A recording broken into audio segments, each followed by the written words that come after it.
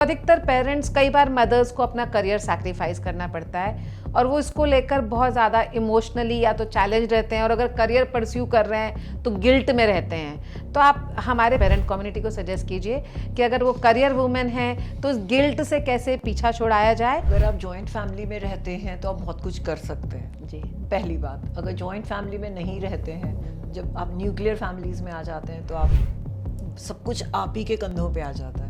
तो अगर joint family में रहेंगे तो आप बहुत कुछ कर पाएंगे। पहला गिल्ट तो यहाँ पे ख़त्म हो जाता है कि हाँ दादा दादी हैं, वो अपने आप संभाल लेंगे जी। तो उस तरीके से अगर हम अपने परिवार को सींचें और अभिसिंचित करें तो मुझे लगता है आसान होता है जी। और एक समय के बाद जब बच्चे बड़े हो जाते हैं, 20-25 साल के हो जाते हैं, तो उसके बाद आपकी जिम्मेदारियां ख़त्म हो जाती हैं क्योंकि वो अपनी ज़िंदगी में आगे निकल चुके होते हैं, बल्कि आप पीछे रह जाते हैं, बहुत कुछ छूट जाता है। बिल्कुल। तो इस छूटे हुए को आपको दोबारा पकड़ना ज़रूर चाहिए ताकि आप भी अपनी ज़िंदगी जी सके, क्योंकि आजकल बच्चे आपके साथ आप ही के घोंसले में नहीं रहते हैं, वो अपना नया घोंसला बनाते ही बनाते हैं।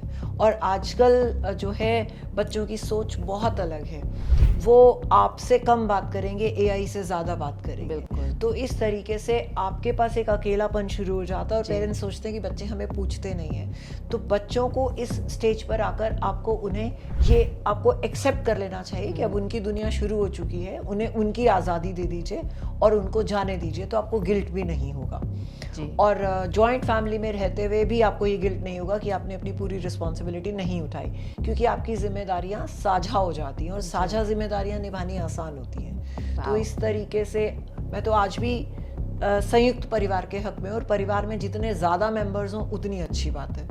बच्चे दो नहीं, बच्चे दो से भी ज़्यादा होने चाहिए, मैं ये भी कहती हूँ।